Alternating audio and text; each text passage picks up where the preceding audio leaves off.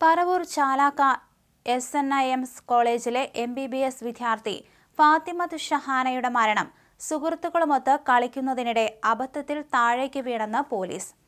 ഹോസ്റ്റലിനുള്ളിലെ വരാന്തയിലെ കൈവരിയിൽ കയറിയിരുന്ന ഷഹാന അബദ്ധത്തിൽ താഴേക്ക് വീഴുകയായിരുന്നു.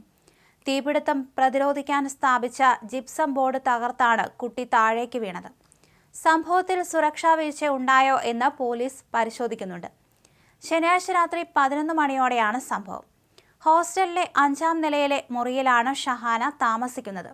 രാത്രി കൂട്ടുകാരികളുമായി 7-ാം നിലയിലെത്തുകയായിരുന്നു.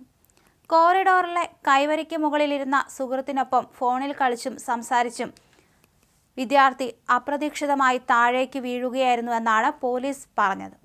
ഹോസ്റ്റലിലെ 7-ാം നിലയിലെ കൈവരിക്ക് മുകളിലിരുന്ന് ഫോൺ ചെയ്യുന്നതിനിടെ അപ്രതീക്ഷിതമായി വിദ്യാർത്ഥിനി താഴേക്ക് വീഴുകയായിരുന്നുവെന്ന് മെഡിക്കൽ കോളേജ് അധികൃതർ പുറത്തിറക്കിയ വാർത്താക്കുറിപ്പിലെ വിശദീകരണത്തിലും ഉണ്ട്.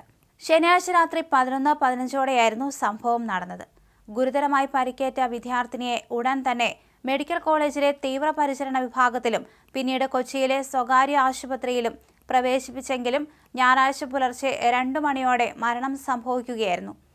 വനിതാ ഹോസ്റ്റലിലെ 5-ാം നിലയിലെ മുറിയിലാണ് ഫാത്തിമത്ത് ഷഹാന താമസിച്ചിരുന്നത്. രാത്രി കൂട്ടുകാരെ കാണാനായാണ് 7-ാം നിലയിലെത്തിയത്. ഇതിനിടെ കൈവരിയിലിരുന്ന പെൺകുട്ടി കാൽ തെന്നി വീണതാകാമെന്നായിരുന്നു പോലീസിന്റെയും ആദ്യ നിഗമനം. കൂടെയുണ്ടായിരുന്ന സുഹൃത്ത് ശബ്ദം കേട്ട് തിരിഞ്ഞു നോക്കിയപ്പോൾ തീപിടുത്തം പ്രതിരോധിക്കാനുള്ള ഫയർ എക്സ്റ്റിങ്ക്യൂഷൻ മറച്ചിരുന്ന ജിപ്സം ബോർഡ് തകർത്ത് ഫാത്തിമത്ത് താഴേക്ക് വീഴുന്നതാണ് കണ്ടത്. എന്നാൽ എന്തിനു വേണ്ടിയാണ് നെഞ്ചപ്പം ഉയരമുള്ള കൈവരിയിൽ വിദ്യാർത്ഥി കയറി ഇരുന്നത്? ഫോണോ മറ്റെന്തെങ്കിലും വസ്തുക്കളോ ഈ വിടവിലൂടെ വീണപ്പോൾ എടുക്കാനായി ചാടിയിറങ്ങിയതാണോ എന്ന കാര്യത്തിൽ വ്യക്തത വന്നിട്ടില്ല.